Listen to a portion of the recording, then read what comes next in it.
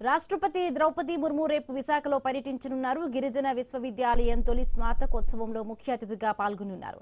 రాష్ట్రపతి పర్యటన నేపథ్యంలో నేటి నుండి 3 రోజుల పాటు విశాఖ నగరంలోని రెడ్ అలర్ట్ ను ప్రకటించారు అధికారులు. పర్యటన జరిగే ప్రాంతాలు తాత్కాలికంగా రెడ్ జోన్లుగా గుర్తించి కట్టుదిట్టమైన భద్రతా ఏర్పాట్లను చేశారు. డ్రోన్ కెమెరాలను ఎట్టి పరిస్థితుల్లోనూ వినియోగించరాదని భద్రతా అధికారులు హెచ్చరించారు. నిబంధనలను ఉల్లంఘించే వారిపై కఠిన చర్యలు తీసుకుని చట్టపరంగా శిక్షిస్తామని స్పష్టం చేశారు.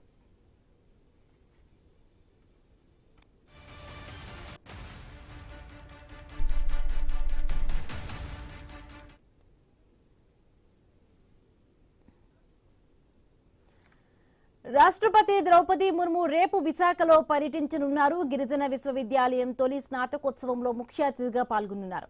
రాష్ట్రపతి పర్యటన నేపథ్యంలో నేటి నుంచి 3 రోజుల పాటు విశాఖ నగరంలో రెడ్ అలర్ట్ ప్రకటించారు అధికారులు. పర్యటన జరిగే ప్రాంతాలను తాత్కాలికంగా రెడ్ జోన్లుగా గుర్తించి కట్టుదిట్టమైన భద్రతా ఏర్పాట్లు చేశారు. అలాగే డ్రోన్ కెమెరాలను కూడా ఎట్టి పరిస్థితుల్లోనూ వినియోగించరాదని భద్రతా అధికారులు హెచ్చరించారు. నిబంధనలు ఉల్లంఘించే వారిపై కఠిన చర్యలు తీసుకుంటామంటూ కూడా చట్టపరంగా శిక్షిస్తామంటూ కూడా స్పష్టం చేశారు. రైట్, రాష్ట్రపతి ద్రౌపది ముర్ము పర్యటనకు సంబంధించి మరింత పూర్తి అప్డేట్స్ మా కరెస్పాండెంట్ రాజు అందిస్తారు. రాజు, గుడ్ మార్నింగ్ అండి. దేశ రాష్ట్రపతి ద్రౌపది ముర్ము అయితే రేపు విశాఖపట్నం రాబోతున్నారు.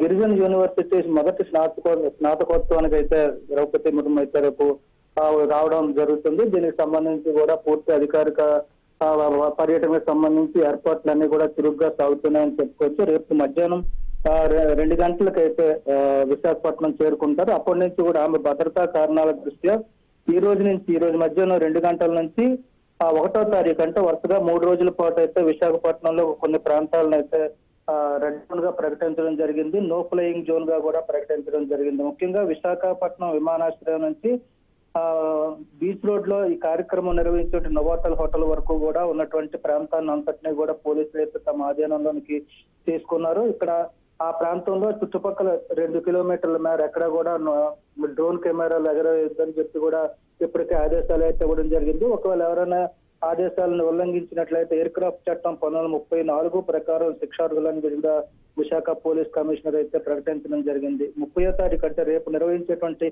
గిరిజన యూనివర్సిటీ మొదటి స్నాతకోత్సవానికి అయితే రాష్ట్రపతి అయితే హాజరవడం జరుగుతుంది. రాష్ట్రపతితో పాటు కేంద్ర విద్యాశాఖ మంత్రి ధర్మేంద్ర ప్రధాన్, రాష్ట్ర విద్యాశాఖ మంత్రి నారా లోకేష్, హోంమంత్రి కూడా ఇక్కడ హాజరయ్యే అవకాశాలు అయితే కనిపిస్తున్నాయి. దీనికి సంబంధించి కూడా ఎలాంటి అవాంఛనీయ సంఘటనలు జరగకుండా ఇప్పటికే పూర్తి స్థాయి ఏర్పాట్లు అయితే చేయడం జరిగింది. ఈ కార్యక్రమం రేపు 3 నుంచి 4 గంటల మధ్యలో జరుగుతుంది. భద్రతా కారణాల దృష్ట్యా అయితే షెడ్యూల్ ఇంతవరకు ప్రకటించడం జరగలేదు. కానీ రాష్ట్రపతి పర్యటన అయితే కన్ఫర్మ్ అవడంతో పూర్తి స్థాయి ఏర్పాట్లు అయితే జిల్లా కలెక్టర్ ఆధ్వర్యంలో జరుగుతున్నాయని చెప్పుకోవచ్చు. Right, thank you Raju.